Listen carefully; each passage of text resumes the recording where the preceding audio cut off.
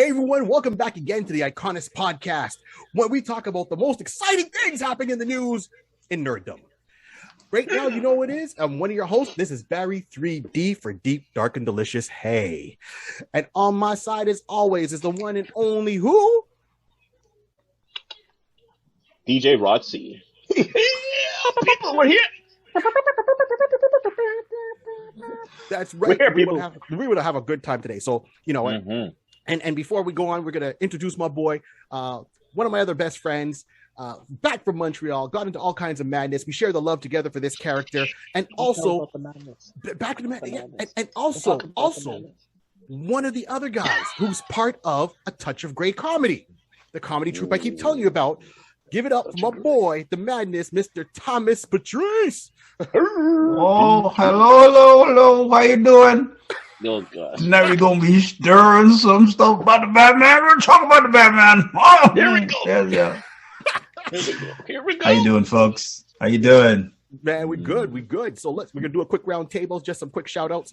So first of all, as I said, thank you to the one and only Jason Reese for making us look so pretty, but you know him as what? J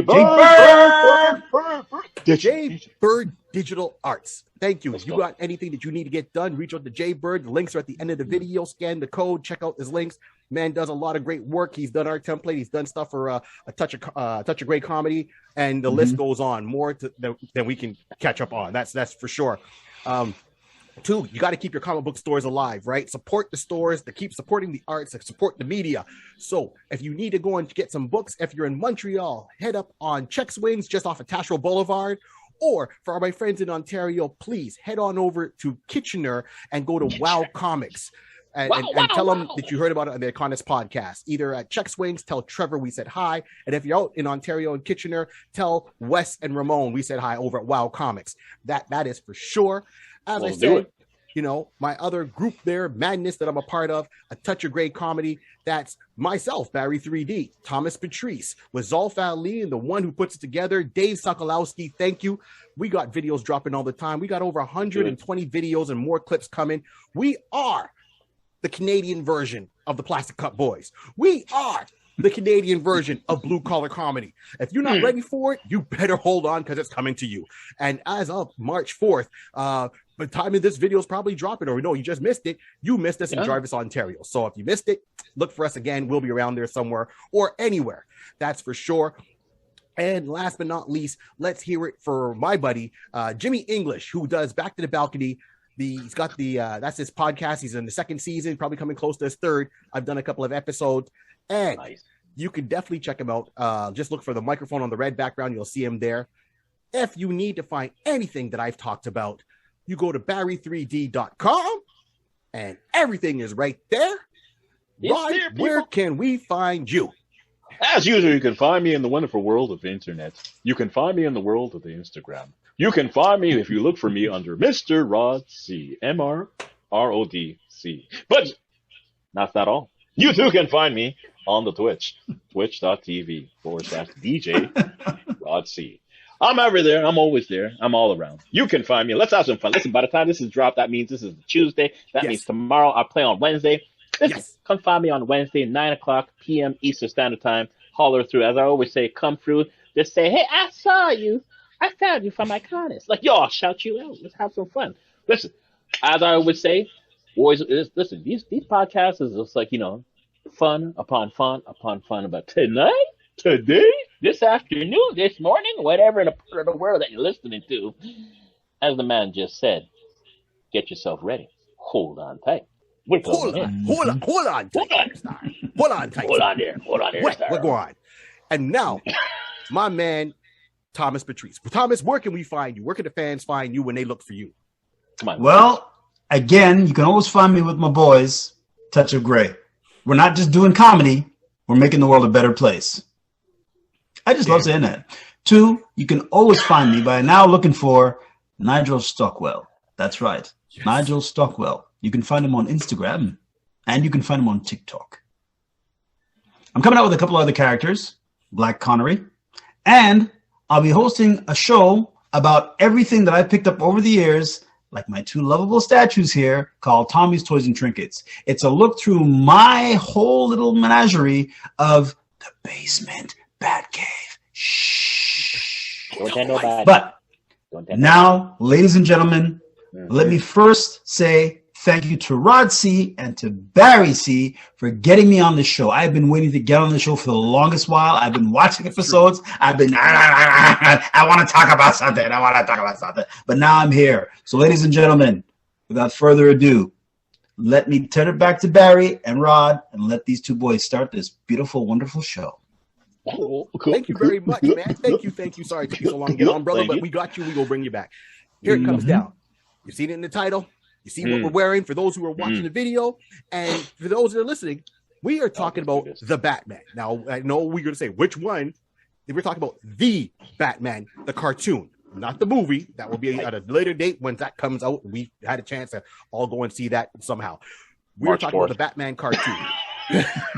You know? just illegal plug. Illegal. Yeah, exactly. You know, so, I mean, there's been many Batman cartoons over the years, right? That have been done by many different companies, and they've all stood out one way or the other. But when I was looking around, I didn't see too much talk on the Batman cartoon that ran for 5 seasons starting in 2004. And it was well done. And it had a different take on the series overall. You know, in season 1, he was going, and I show you how madness it is. If anyone's watching, so this thing had 5 seasons plus 1 movie. And your boy owns by them all. chance has them all. By chance has them all. That you know, you can't go wrong. So pretty much in season 1, Batman ran solo. Season 2, he got. I think he ran solo again. And then of course they brought in. He did, Batgirl. He did, but I mean, when I say solo, first it wasn't Batman and Robin, right? So pretty much season 1, which I loved, was just Batman, just 100% Batman. Right. And then they started bringing in other characters that you're looking for to join the mythos. And, you know, they brought in Batgirl first. Then it was joined by Robin. And then they did episodes where it was almost in the future, where it was a Dark Knight tale. So, you know, Bruce Wayne is older and Nightwing shows up for an episode. And they really put it in really well how they did that.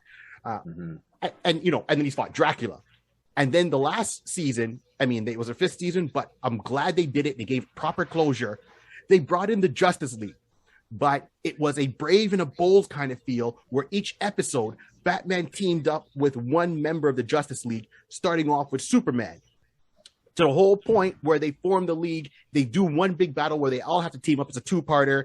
The League forms, and that was the end of the series, right?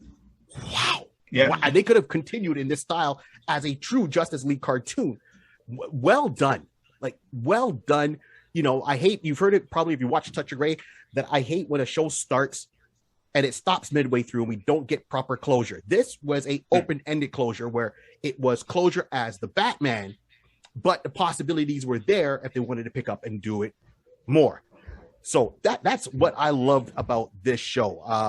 Rod, let me go over to you first. What stood out for you overall in general this show? We'll break down some of this stuff after.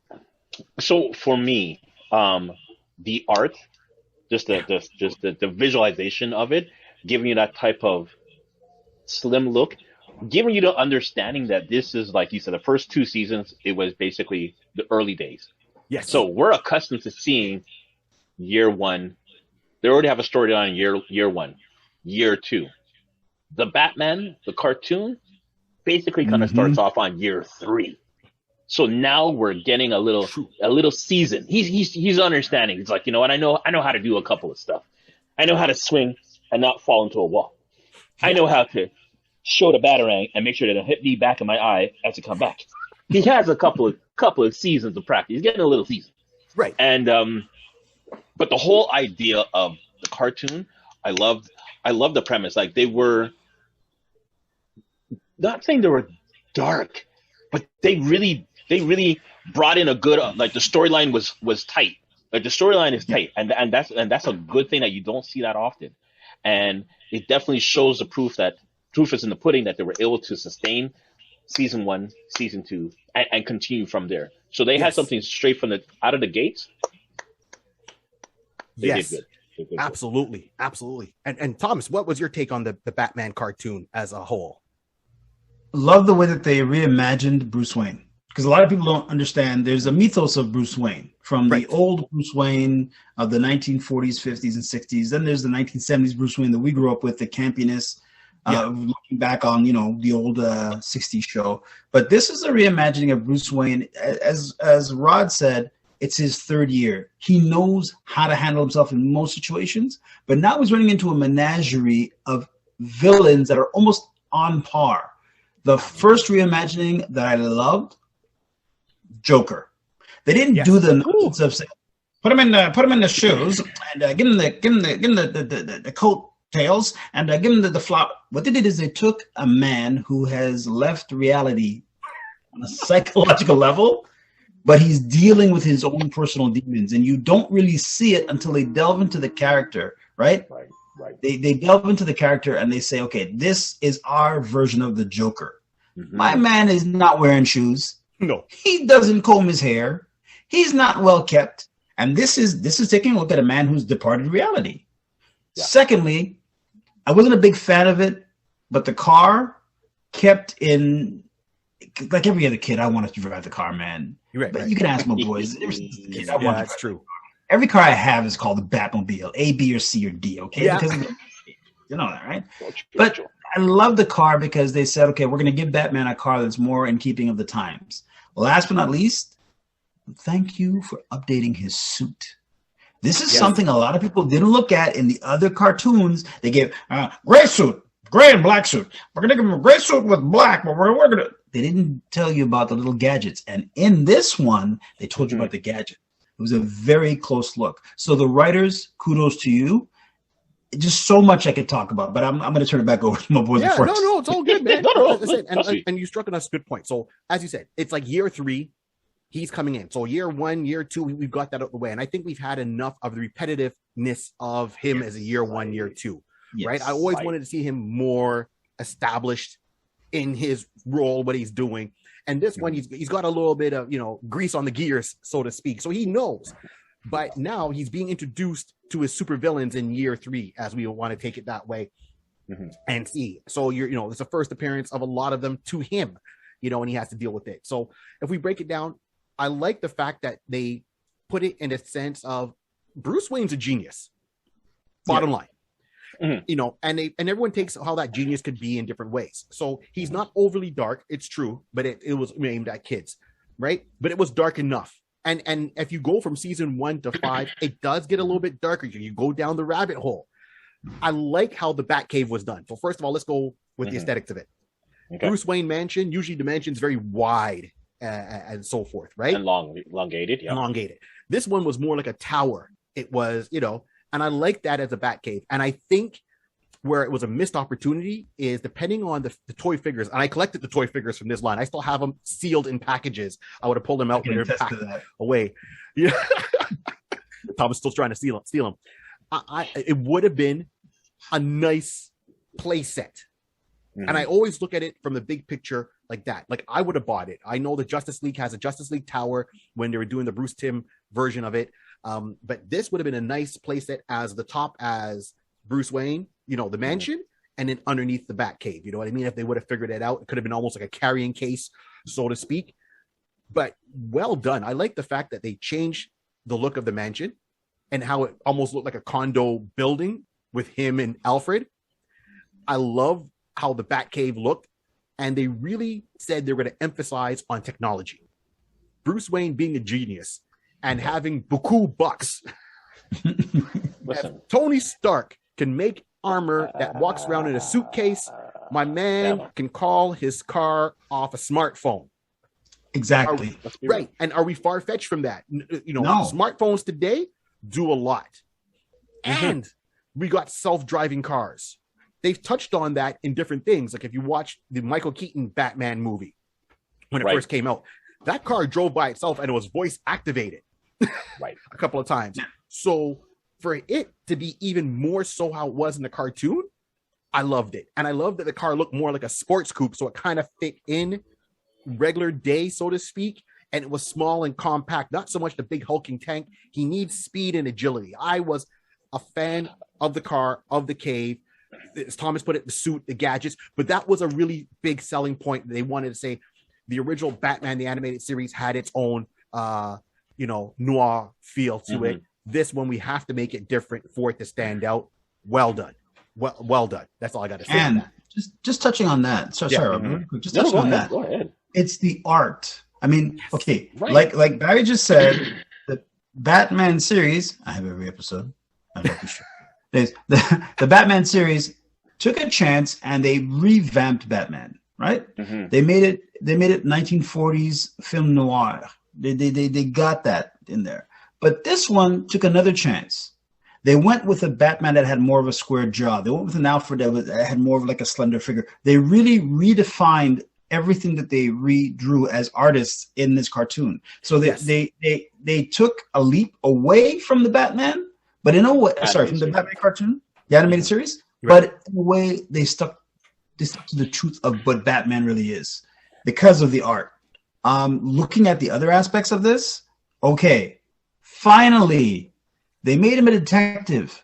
They made him a detective because a lot of people see Batman and think, okay, cape, he's going to swing somewhere, the car's going to roar, it's going to spit fire, he's going to jump over something, Robin's going to get... They didn't make him a detective. The animated series, they made him a detective, but there's a lot of things, a lot of key times when they just, they got to the end because this was a TV series, of course, like this one, and you only had like half hour, right? Right, yeah, of course. I like this one because they gave you clues. And they left you on a cliffhanger.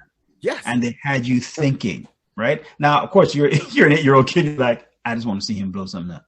I don't care what he did. And that was there too. It was something there for everybody. It was everybody because you basically understand that for him, we'll get into it later on, but you realize that how young he was. Yes. He wasn't like an older animated, like the Batman from the animated series. You can tell he's clearly in his late 30s. I'll give 40s in that one. Right. You know what I mean? Even Batman with Michael Keaton.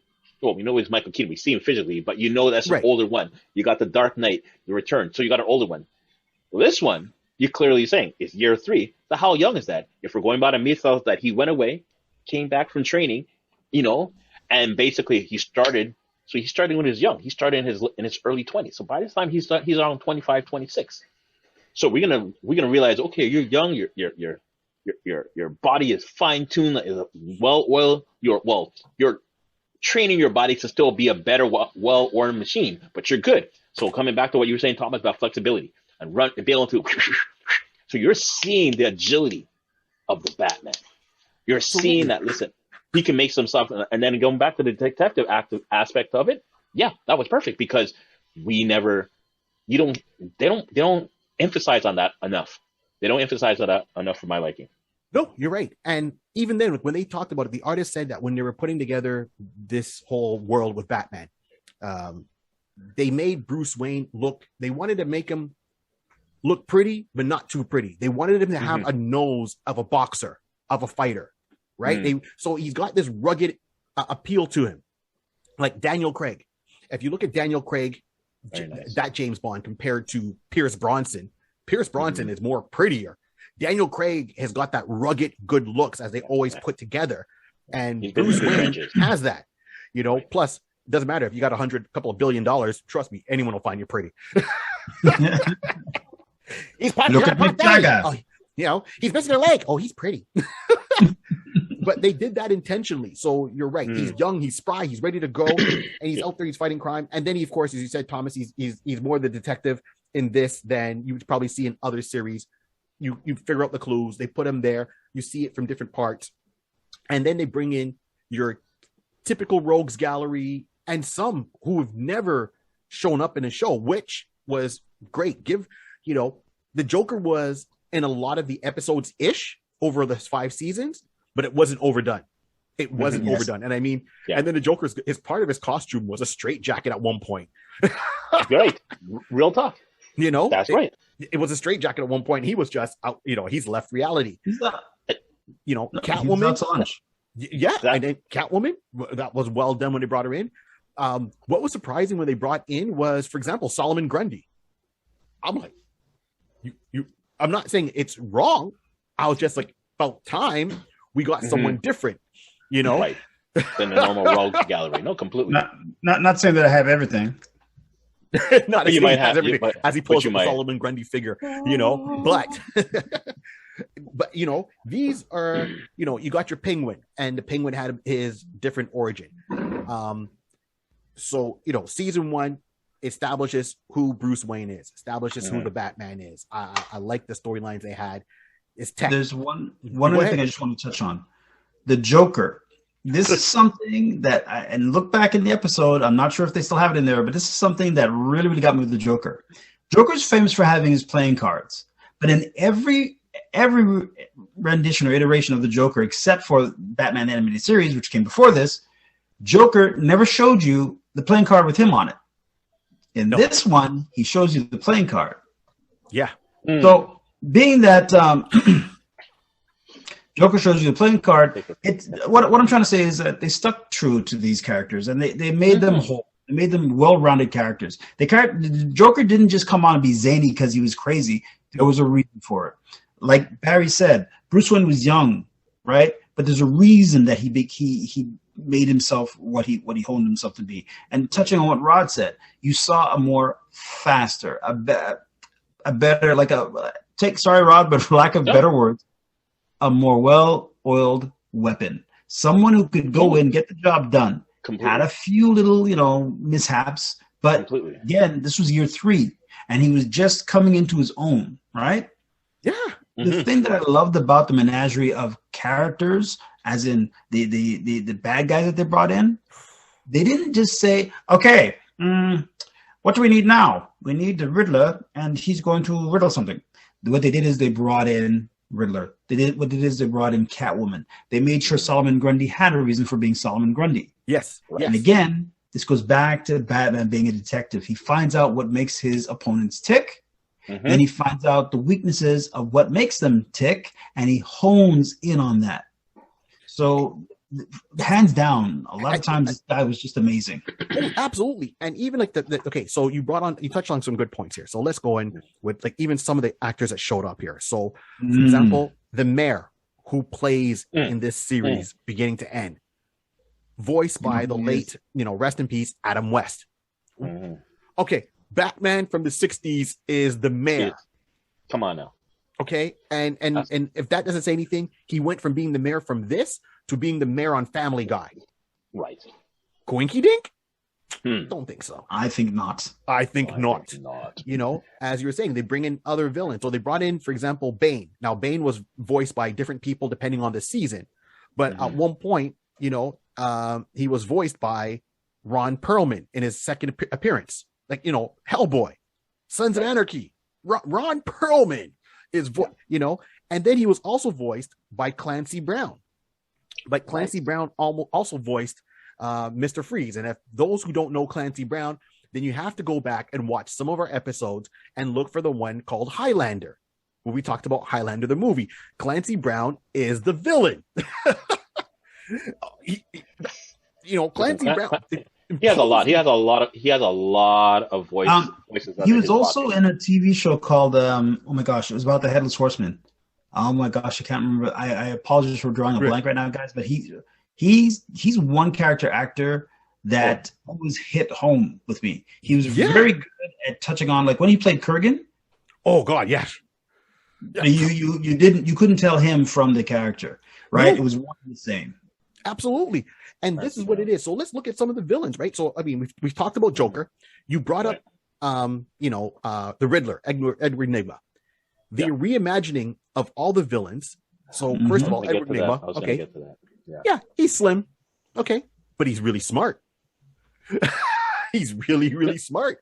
And he can hold his own in a fisticuffs. Sorry. I'm just touching on that. The reason I mentioned the Riddler, God rest his soul, Frank Gorshin.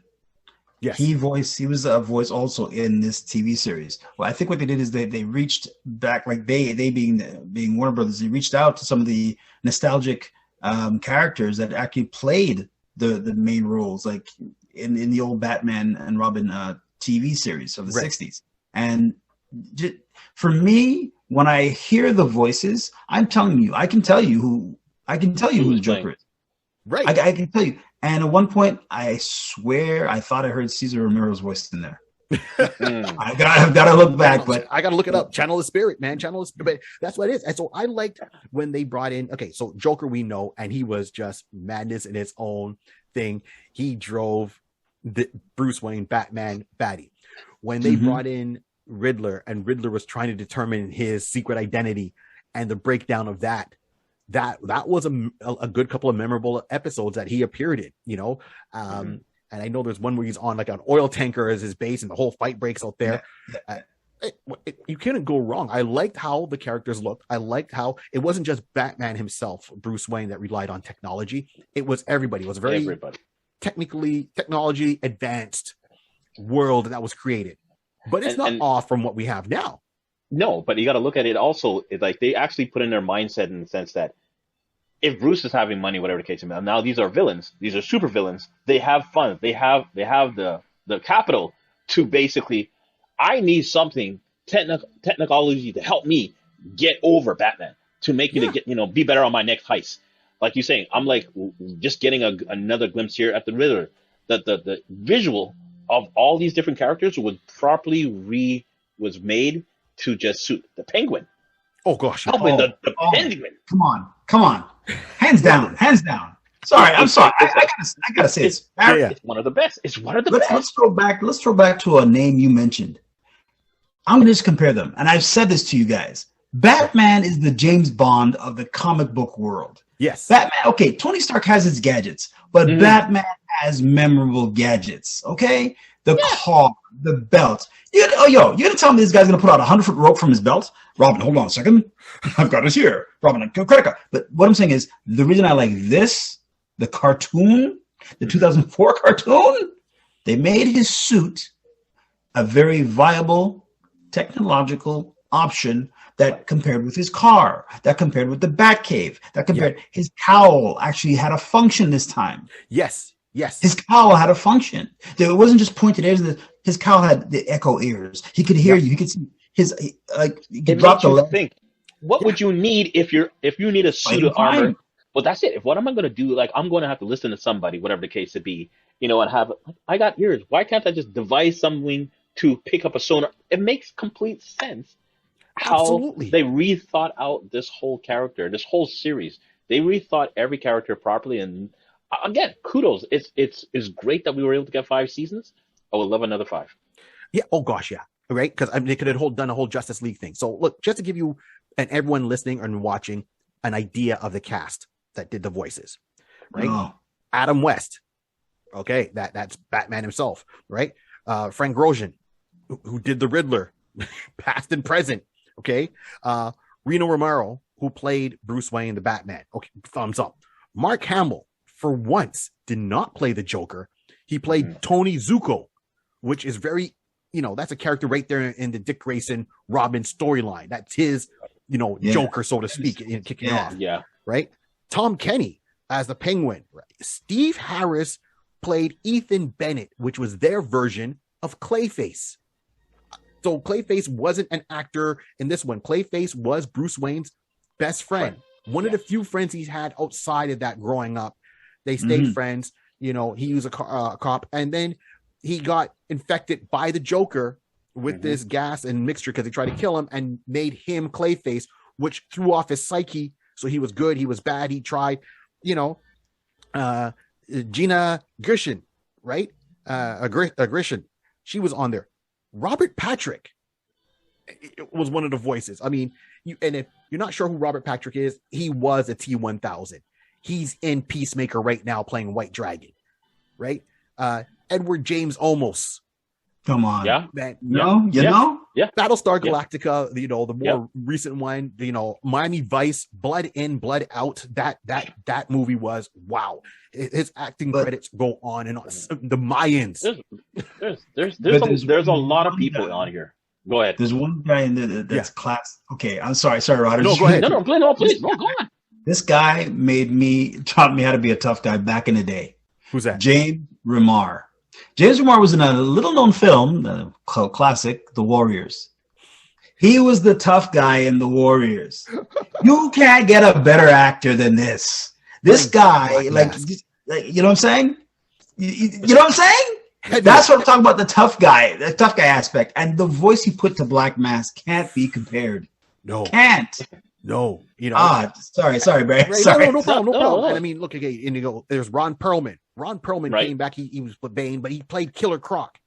Right. What I liked about Ron Perlman's Killer Croc is they didn't make him stupid like the animated series. So everyone saw him in there. Oh, Killer Croc. It's like, what'd you do? It's like, I got Batman. I shot him.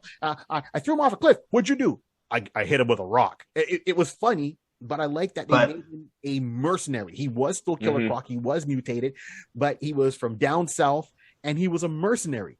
And he made a plan to flood Gotham so he can get in there while everything was people couldn't get there. He can breathe underwater. So he flooded Gotham, swam into Gotham, and robbed the banks. When you think about it, okay. That's smart, right? You got Gray DeLacy, Kevin Michael. Okay, he was playing the Joker. Hold on, let me get the full name here. The Kevin Michael Richardson, right? Yeah. He's done a lot of voice work. Yeah, you might know him from The Simpsons of, for example, Dr. Hibbert. And the list goes on for all the characters he's played over the years, from Spider-Man the Animated Series. I believe he was in Spawn. He's done a lot of work, right? And for many years. So absolutely, you can't beat that lineup right there. And I like the fact that for once Mark Hamill didn't play the Joker. It gave it to someone else. Chris Hardwick, who does Talking Dead and all those episodes after, stand-up comedian, and he's a huge nerd. Shout out to Chris, fellow nerd. Right? The list goes on. Louis Gossett Jr. I'm like, okay, the list goes on. Hugo Strange was in there, right? Played by Richard Green, and Poison Ivy played by Piera Coppola. Right. As I said, Barbara Gordon by Daniel Judavis. Brandon Roth. Brandon Roth was there as Everywhere Man. Yes. Dave Foley was in there.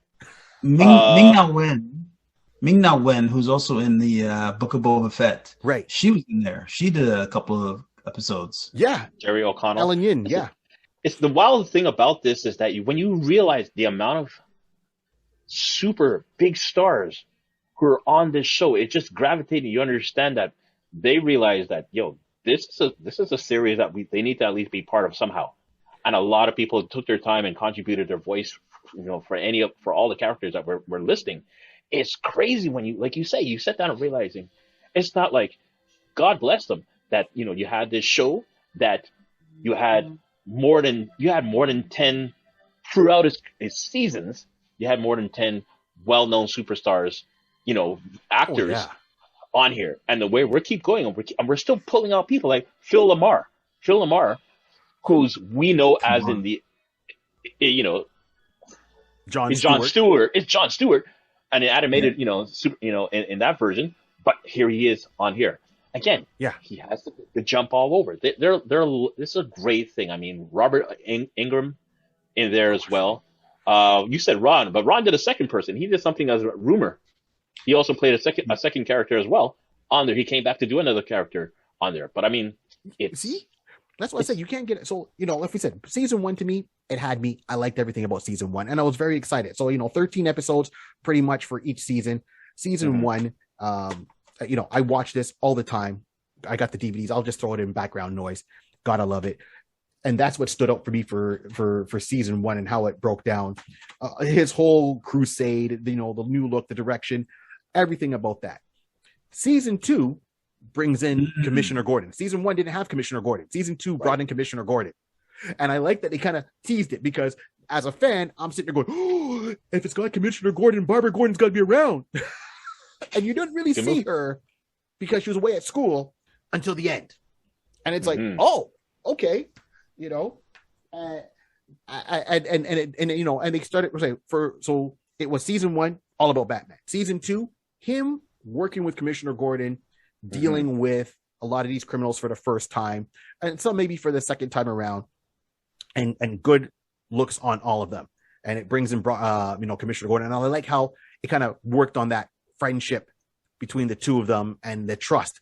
And you see it build. It gave it time to build. So it wasn't like Commissioner Gordon was already established. from moment one. No, he came in and had to work his way up, and you see how the two of them work together. It did put in other police officers, so it didn't bring in Bullock, and Montana right away. It brought in Yen and Bennett instead in this, let's say, universe of the Batman.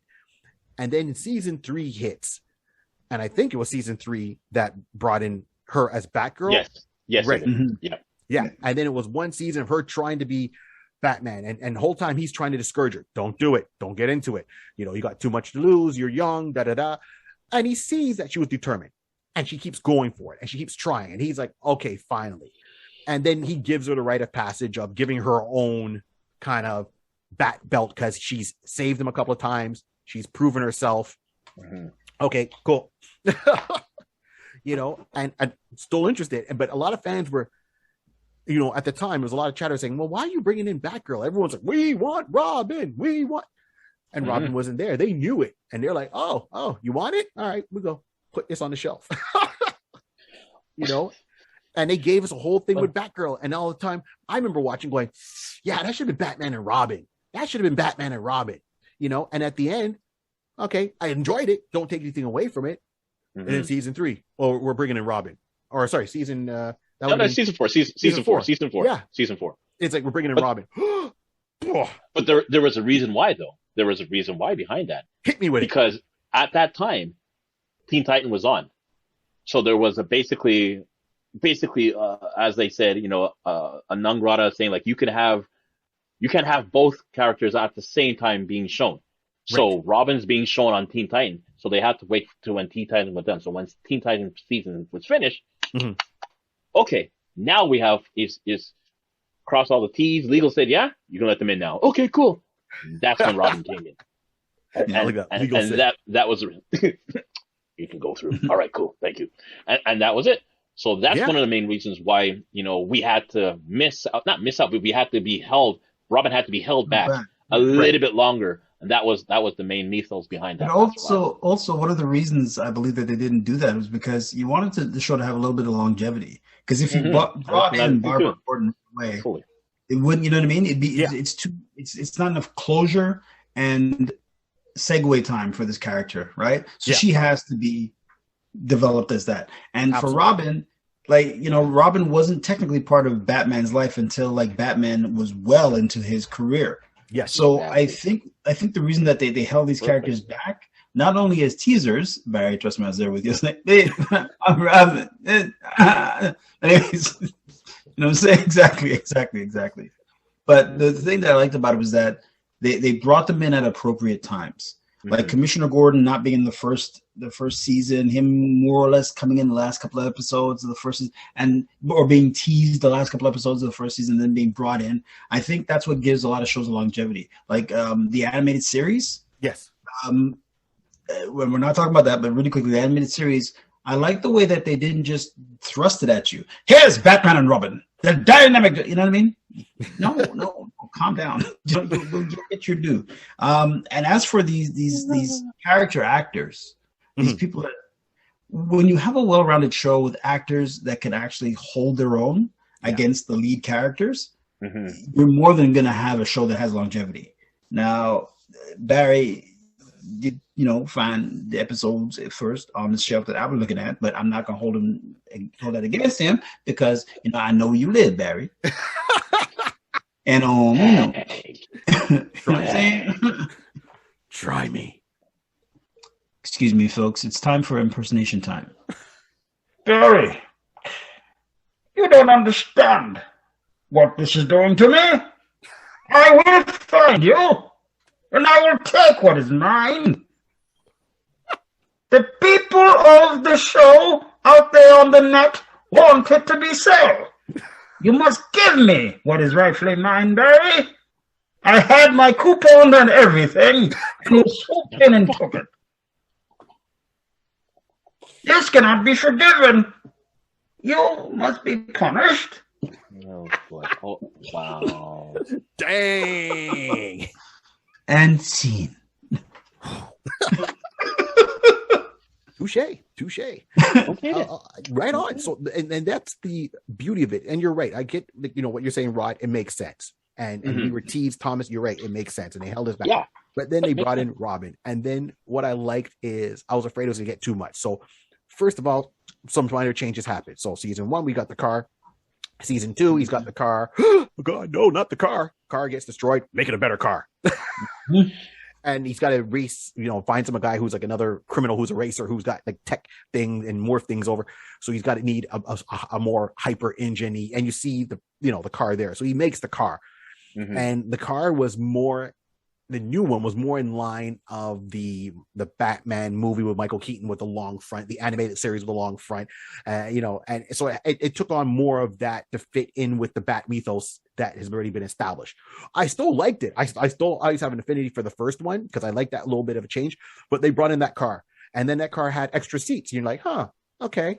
And then, of course, Batgirl would ride with him sometimes. And then, of course, season 4 hits, and then Robin's in there.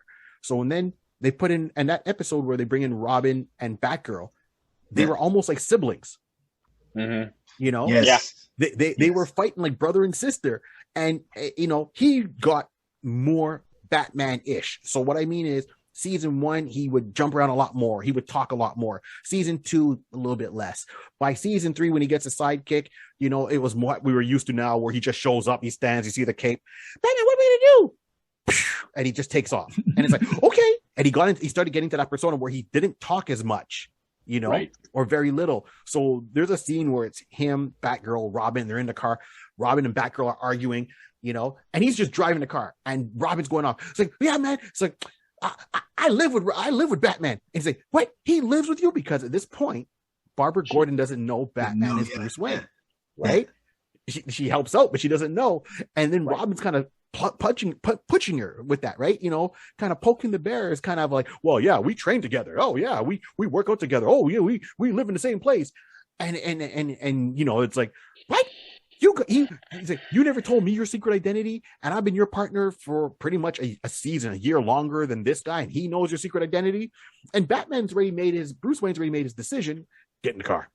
Starts driving. Robin's like, I know something you don't know. Now, keep in mind, he tried to call shotgun. Batgirl put him in the back seat, so he's a little bit bitter. So he's still poking the bear. Right. And it's like, wait a minute, Batman, what are you doing? Where are you going? Because Robin now recognizes where he's going. He's going down the path into the Batcave, and he didn't blindfold Batgirl. He didn't drug her. He didn't do nothing. And she's like, where are we going? And he just stops, and he gets out the car. And he's like, what are you doing? And he walks over to the back computer, stands up, takes off the cowl, and just sits down and goes about his business. And she's like, you're Bruce Wayne? He's like, Batman, our identities. That makes you're Dick Grayson. And he's like, oh. It's like, how can you tell her identities? That's not right. Bruce, what did he say?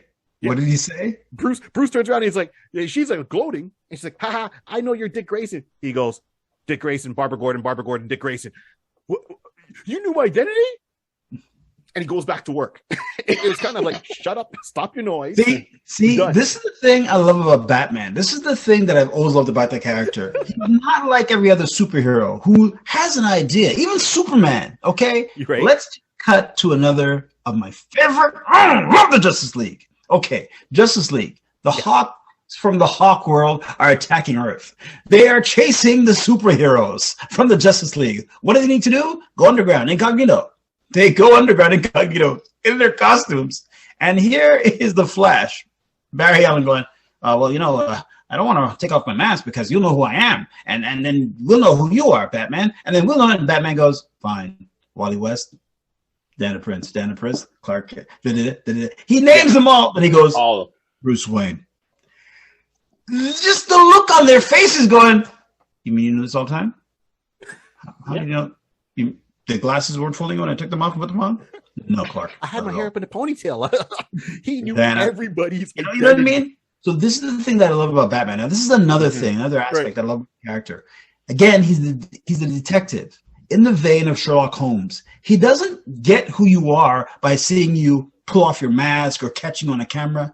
You have idiosyncrasies. You do things all the time. All the time. Yep. Sherlock Holmes once found out who Moriarty was, and I'm not talking about the recent Sherlock Holmes. I'm not talking about Robert Downey Jr. I'm talking about Sir Basil Rathbone. Yes, I am that old. I used to watch those every Saturday morning. Anyways, so those episodes, those movies, they make you see a true detective and what he can do. Yeah, now, let's go back to Batman. Batman is not just a true detective. Batman is the guy you must fear the most, because when Superman could have gotten out of hand, the Justice League sat around and did this. We're going to get to talk to Superman if he gets out of hand. Well, I nominate. Batman goes, I'll do it. It was more like, I already have a plan. Right. You know what I mean? So you got a plan to take down Superman? I got a plan to take down all of you. Well, how do we stop you? You. This is why this is Justice League. And that's scary because there's a whole story called the Tower of Babel, where they realize that Batman has plans to take down everybody, and it gets turned against them by a villain. So when it finally the storyline gets resolved, they all look at Bruce Wayne and Batman and say, okay, well, you know how to stop all of us, but how do we stop you? He goes, that's why there's a Justice League. If I go to the dark side, all of you have to stop me. Keep in mind, he's a guy with no powers, but you all. So the whole Justice League has a team up to stop Superman. I mean, to stop Batman. Scary. That's the scary. That's the scary thing. When you realize that a man without powers, his just mental capacity can outsmart every one of you. And it's not saying there's one person there that he's like, not worried about you. No. He has no fear, mental fear about none of you. That's when you all should be like, we should worry and work hard to make sure he stays on the good side. Stay on the light, Bruce. Stay on the light, Bruce. That's it. But here's the thing. Okay, look. In the movie Justice League, right? Batman versus Superman. Right. Batman, he was angry. He was an angry man. What if he's here? One person who can burn down the entire world. The Batman you see in the comic books is not that angry man. He's cold, calculating, and he's waiting for you to make a mistake. Again, idiosyncrasies. How do you beat Superman? I'm Bruce Wayne. I'm a multi-billionaire. I'm going to develop kryptonite. How do you beat Diana Prince? I'm going to locate Themyscira. How do you beat the Green Lantern? Take his ring. Nobody thinks of these things except for Batman. How do you defeat John Jones? He's afraid of fire. Like, you understand what I mean? So, again, going back to the 2004 cartoon that we're talking about, we see that he is becoming the Batman that we all know and love for the certain aspects, the car, Boy Wonder, Batgirl, the Batcave, the things. But he's becoming this. And this is another thing I want to touch on. This cartoon didn't just say he's Bruce Wayne, he's a multi-billionaire, he's a playboy, he's handsome, da-da-da-da-da. It said he's Bruce Wayne. He's lost his parents. His world has changed. Yep. He's going to change the world to fit the parameters that he needs. Yep. Again, it wasn't so dark that it was like little kids be like, I want my sister, my daddy, the man crazy. it was dark in the sense that he knew what he had to do to level himself up to the characters he had to fight. Solomon Grundy, the Joker, Catwoman, all these, even Zuko, right? He leveled himself up. And I like the fact that a lot of people don't understand, when you write something, when you take time to write something, you don't just write the things that you're going to be seeing presented to the camera. You're writing things that you're going to be seeing presented that actually enhances the character and makes him a full character and a full part of the puzzle you're creating as a show. This show was masterful. I know I'm saying, people are going to be out there going, masterful? What were you smoking? But this show was one of the best shows I've seen. Absolutely. I get you, man, because I said, like, it brought that whole scene where he reveals his identity of Barbara, turns around and tells, Dick Grayson that, Batgirl is Barbara Gordon. And she's like, you knew? He's like, I knew all the time. I wouldn't have let you come along if I didn't know. And she had no idea about his secret identity up to that moment. And then they started working more as a team. And he looked at it and it's like, we lost because we weren't, as a team. Meet me at the Batcave. We're working together. And had them working and training all the time. Right. To work more as a threesome, out there fighting crime. Then we get in, and that's season 4. And then, the fun part about season 4 was Robin. He was a little bit more lighthearted while Bruce Wayne was getting darker as Batman. And then it was a smart way how they did. There's like 2 episodes that stand out to me that I really liked from that season. I mean, there's multiple episodes, but one was where, Dick Grayson's playing a video game. And he's using the Bat computer to play his video game. And then the Joker puts his consciousness into this video game.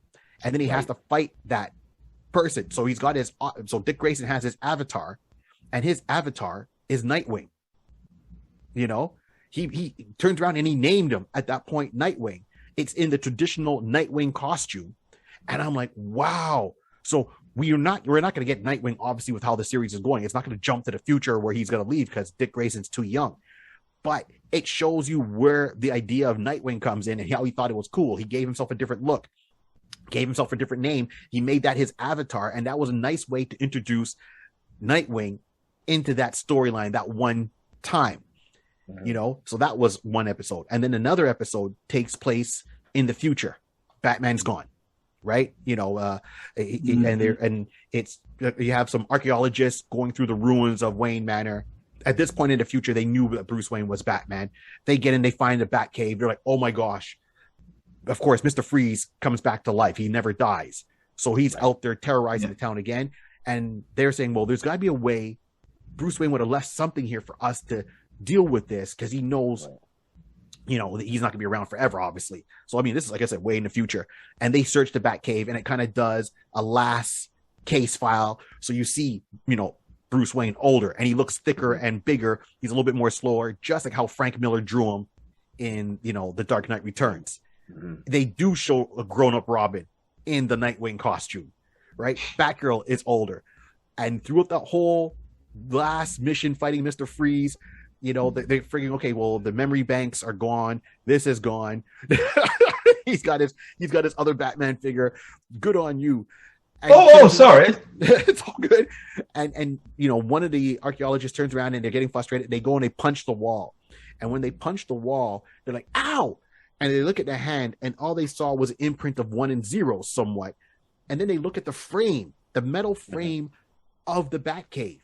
And they realize, like, oh, he knew that if you put anything on a floppy disk, a USB drive, it would degrade over time. He got these, you know, titanium metal girders that were all around the Batcave. And he put a binary code, 1 and 0, all over them. So when they scanned it in the future, they made the tech to defeat Mr. Freeze at that time. Like, that's how far thinking he was, is like, well, when I go, all my villains will probably die of old age, but the only way to preserve it is put it in these frames that won't rust, that won't do anything, and I'm going to just make sure it etch 1s and 0s, binary code all over the Batcave, so when someone finds it, if they scan it all in the future, they'll have the roadmap how to defeat him, and have an AI. They generated an AI of Batman, and that's how, and that whole episode was hitting on a whole lot of strings. That touches on a comic book that I have to get back, called Digital Justice. Yes. It's Batman as he gets older, right? Yeah. Gordon passes away. Most of the people that he knows are gone. Batman become a recluse, right? He's become eccentric. Never leaves the Batcave, never leaves. He grows old, gets a long beard and everything. But then he writes a code. Yeah. He reimagines the Batmobile, the Batplane, the Batcave, Wayne Manor. The old suit that he has, puts into a box, gives it to, or postmarks it for a date, and sends it to, who else? Commissioner Gordon's son, who's a fanatic, who stays in shape, misses the days of Batman when his dad used to tell him out. But let's go back into the book Digital Justice. It was the first time that art was made through a computer renderings. Everything was computer generated. This is one of the better books, and if you're looking for it, you can find it at a lot of the places that Barry's mentioned. But Digital Justice shows that Batman was not just a strategist for the moment or for the opponents he was fighting. He was a strategist for the long haul. He was going to make sure that everything he did was backed up, and then backed up by the backup, which was in the backup of the backup, which was in the backup of the backup and the backup, which was redundant of the backup. Yes. Because it backed up. He thought that far ahead. Everything. Yeah. Everything. Absolutely. And this character, I just want to say, this character overall stood the test of time.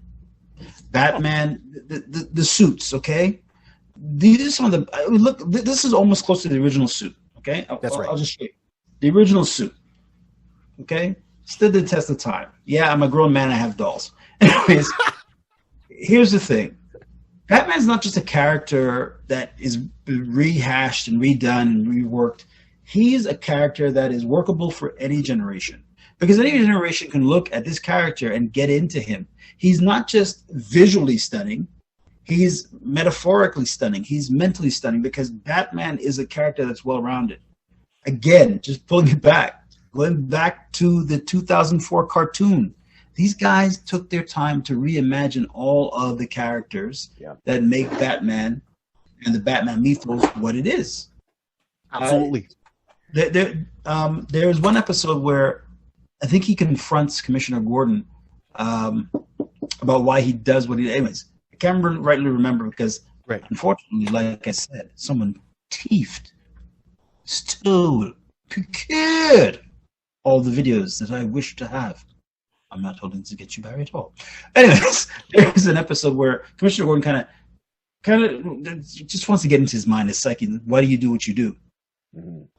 He doesn't really answer him, but as the audience, we're behind the fourth wall. We know who he is and why he does. These are things in the story that made it compelling, because you wanted to answer for him. Well, he did this because, he wants justice. He wants to have a chance to save his parents. He wants to have a chance to make this world a better place. He wants to have a chance. But again, this was a very well done cartoon, very well rounded. Absolutely, big time. And then it brings us to season 5, and season 5 was its Hail Mary. That was it could have been a transition, just how they did the animated series and then Superman the animated series, and then they jumped into Justice League and the Justice League Unlimited. They could have done that. They could have done at least 3 seasons of the Justice League with these characters. And just to show you, I mean, in season 5, 13 episodes, and they break down as a 2-parter, and it had to be the very first one, Batman and Superman, right? Yep. And they introduce Superman. They introduce Lois Lane. You see where they have to fight against each other because Superman is possessed, and then they work together, and it's on. Couldn't go wrong there.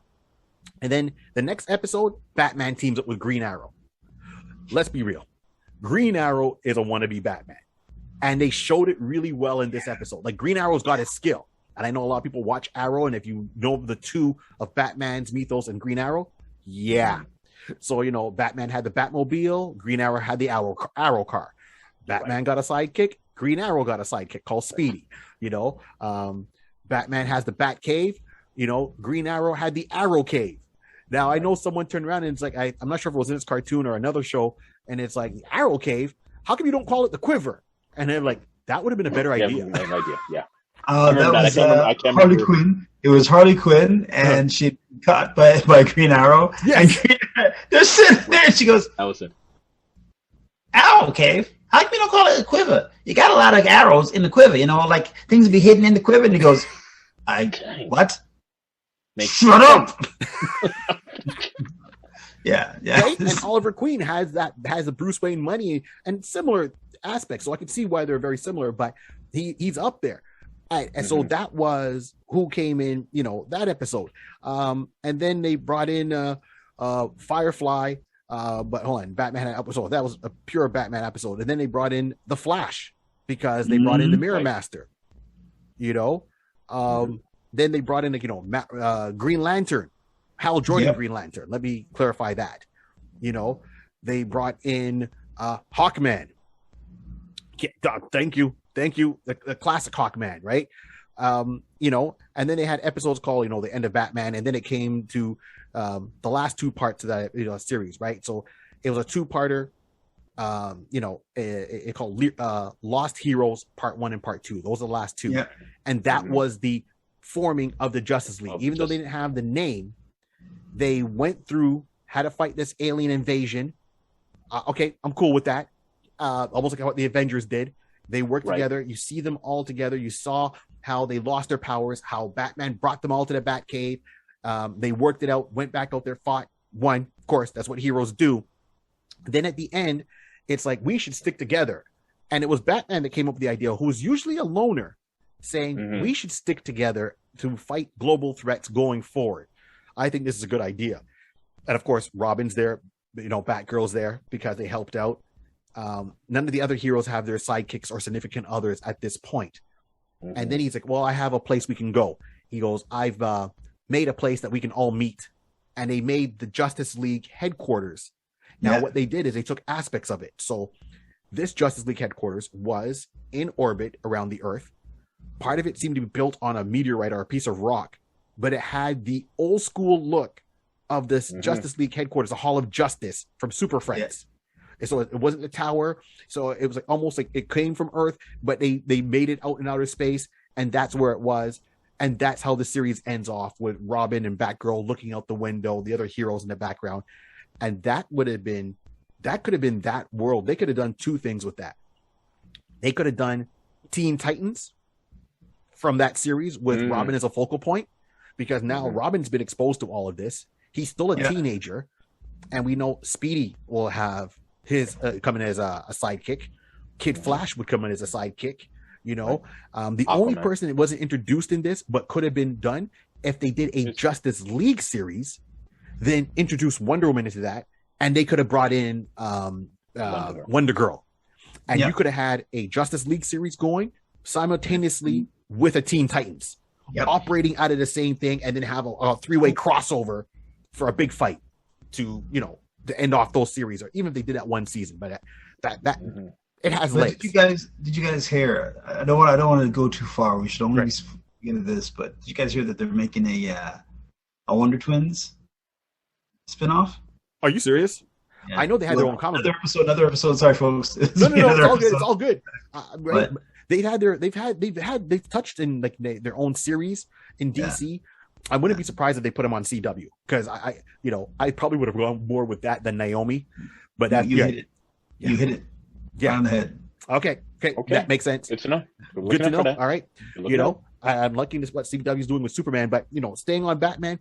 This is why we wanted to do this episode on Batman. This is on the Batman cartoon, the 2004 one. It's right now people have been home for a long time.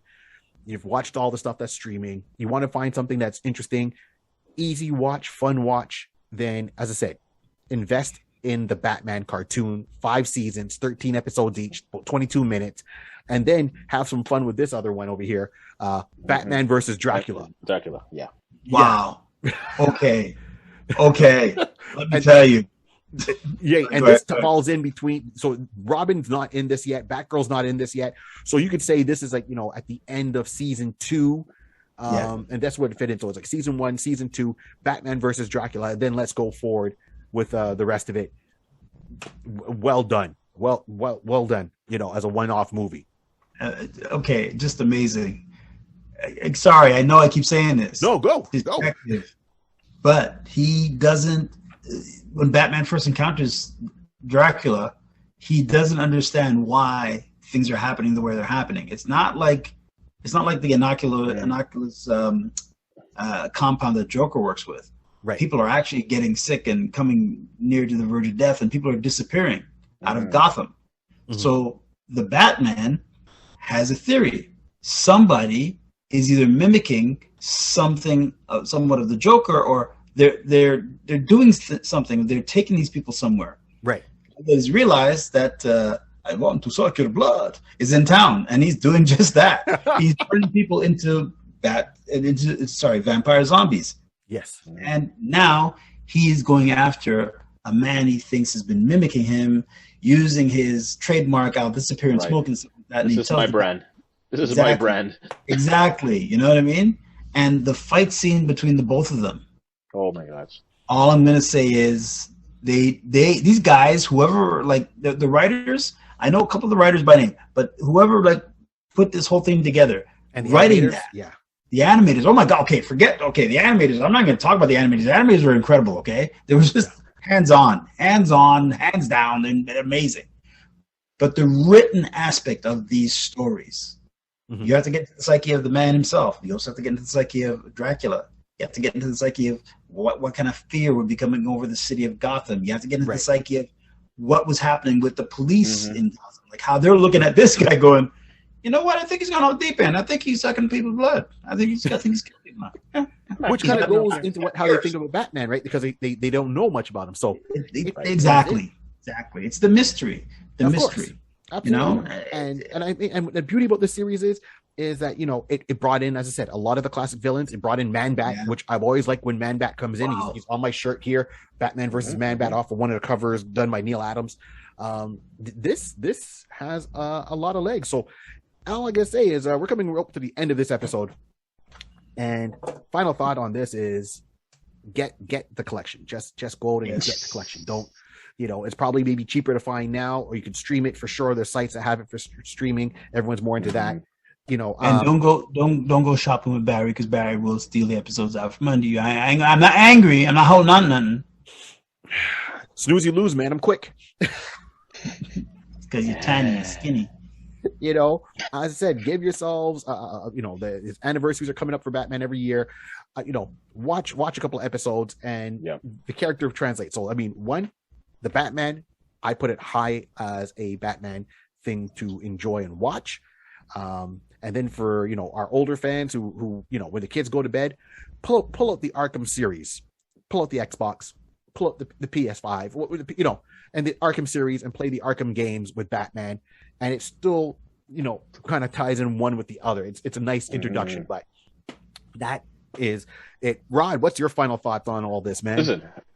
Listen, we've covered a lot of great grounds on this. All I have to say is that if you ain't know about Batman 2004, you learn today. You learn today. That's all I'm going to say. You learn. Not you're going to. You already done learn today. You going to learn. This character is well-rounded. The anime, like I said, like Thomas was saying, I was saying this is like top-notch. Even as a segue, and we can mention that if you remember the Jackie Chan animated show, the Jackie Chan Adventures, yes, Adventures. This is the same animation team that did that. So basically, you can see the pair off on the style and the look and everything like. So if you like that visual look, you will love the Batman. The storyline, how Batman is, his persona, they dove in well deep and well wide to give you a good, not just a one-sided, not a two-sided character. They gave him a good 3-4 dimensional, so you can understand the psyche of how everybody is and why they're acting like that. Again, we started off with Joker. Like, you really got to be out of your mind to be in that particular. We already know this is the Clown Prince of crime, and we already know the Joker is supposed to be a little already. He's left reality. Said he left reality. Exactly. He left his jacket at the drawer and he walked out the street. That's him in a cold winter night. That's jokey. So they basically dug well, and I love what we've seen, what we've heard. And I'm hopefully that you guys got something out of all this. I hope that when you guys are listening, you're gonna sit back and relax, and give us the golf clap. Touche. Very good. That was very nice.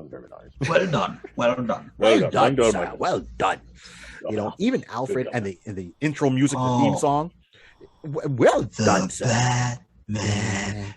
Oh yeah. Wow. Right. Tom, wrapping this up, what's your final thoughts on this series, man? My final thoughts on this series, it was stupendous. It was a big success to me because, again, I went from watching the animated series to the Batman series. Now, there were a couple of years in between, but it's like they just took up where Batman left off, where the animated series left off, and they made the Batman. And they showed you a character, as I said, it was well-rounded. They gave us his mythos, his look at who he was.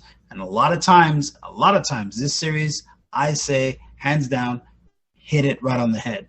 They showed you a Batman that was developing, that was growing, evolving. They showed you a Batgirl that was coming into her own. They showed you Dick Grayson as a younger kid who finally understood temperament, right? Yep. And they, again, like Barry mentioned, became the lighter part of this series. Alfred Pennyworth, unfortunately, we didn't get a chance to talk about him, but Alfred Pennyworth, he was a well-rounded character. He was Batman's crutch. He was Batman's center point when Batman needed sanity. That, again, throughout all the TV series and iterations of Alfred, again, well-rounded. The last thing I want to say on this, go get the series like Barry said. Show it to your kids, introduce your kids to the Batman. 2004, made September 11th. First episodes came out September 13th of that year. But go get the Batman, right? Support your local comic book stores. They need your support, okay? You can go online and get some of these things, figurines, whatnot. But yeah, Batman's one of the better characters to get into because he's the go-to workhorse of DC. Yeah. But again, just an incredible character. An incredible character. So many great storylines. And thanks for that, man. For myself, as I said, I would love not a reboot. I would love them to come back to do what they did before. I would love to see them do their version of the Justice League, bring back the original animators, the whole studio, let them continue from where they left off, do a Justice League, do a Teen Titans. That would have been interesting to see, and I would even go if they had to do one more storyline, maybe like a movie kind of thing in this style. I would love to see them do Hush. Their version of Hush. Yeah, because we know his best friend is Bennett, so then it has to be someone else. But I would love them in this style to see Hush come in, and that would have been a cool 2-part movie from this studio. So that's something I always hoped are when it comes to the toy figures and so forth. That same studio, the same company that made all the toy figures originally. I know they got Hasbro Plus, they got all these other Plus companies that you can do their online stuff. I would love to see a play set of Wayne Manor with the Batcave underneath, or the Batmobile, both versions, the classic one and the from series 1 and 2, and then the one you got later on in the series. I would love to see that for those figures, all intertwined. I always like a good play set with the figures. So that's me.